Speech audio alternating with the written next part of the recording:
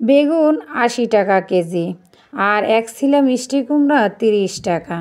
এখন আপনি কি যে কোন সবজি যে কিনবেন মানে বাজারে গেলে একেবারে অস্থির হইয়া যাইতে হয়। যাই হোক, তারপরও খাইতে যেহেতু হইবে এজন্য তো আনতে হইবে। বেগুনগুলো কিন্তু আবার ভাইজ্যা ভুনা করলে কিন্তু ভালোই লাগে মাছের পাশে দিলে। আসসালামু আলাইকুম, বিসমিল্লাহির রহমানির রহিম। আশা করি আমার এই ভিডিওটা যে যেখান থেকে দেখতেছেন আল্লাহর রহমতে ভালোই আছেন আর মইও আলহামদুলিল্লাহ ভালোই আছি।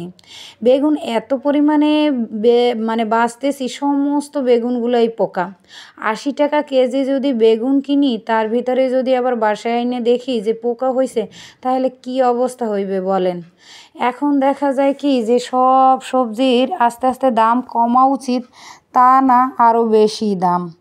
আর পেঁয়াজের কথা আর কি বলবো, একসাথে অনেকগুলো পেঁয়াজ কিনে রাখছিলাম, কারণ পেঁয়াজের দাম বাইরে যায় এই কারণে।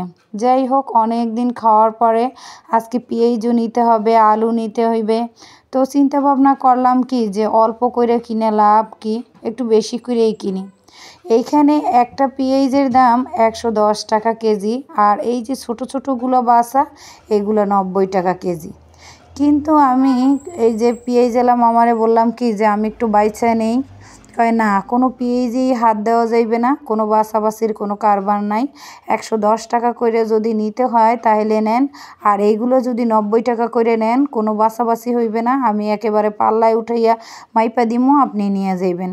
তখন আমি চিন্তা করলাম যে ১০ টাকা বা ২০ টাকা যদি বেশিও যায়, আর যদি আমি হাত দিয়ে সুন্দর করে বাইচা নিতে পারি, তাহলে দেখা যায় অনেক পেঁয়াজ পচা ধসা বা যে কোনো কিছু খারাপ জিনিসটা আর আমার নিতে হইবে না। ২০ টাকা কমের জন্য দেখা যায় যে তারা তাদের ইচ্ছা মতো আমারে দিয়ে দেবে। এই চিন্তা কইরা আমি মানে নিজেই ১১০ টাকা করে পেঁয়াজগুলো আবার একটু বাইচ্চা তারপরে পলিতে করে নিলাম। অনেক সময় দেখা যায় তারা সবজি বিক্রি করুক কিংবা একটা জিনিস বিক্রি করুক, একটু কমের জন্য মানুষ সেখানে হুমড়ি খেয়ে পড়ে কিংবা নিতে যায়। কিন্তু তারা কি সেই জিনিসটা করে? দেখা যায় একটু পচা আপনাকে দেখায়, বেশিটাই তারা আপনার অগোছরে পলিতে ভইরা দেয়, আপনি টেরও পাবেন না। অনেক সময় বাসায় আসলে এগুলো দেখলে আমার অনেক খারাপ লাগে, কারণ বইলা কইয়া একটা জিনিস নেওয়া আর আপনার চোখের সামনে মানে একটা জিনিস দিল আর বাসায় এনে দেখেন আর একটা, সেটা কিন্তু আসলেই অনেক কষ্ট দেয়। আমি জানি না কার কাছে কেমন কষ্ট দেয়, কিন্তু আমার কাছে অনেক খারাপ লাগে যে আমি দেখছি একটা, নিতে চাইছি একটা, আমাকে দিয়ে দিয়েছে আর একটা। এরকম অনেক সময় হয়েছে।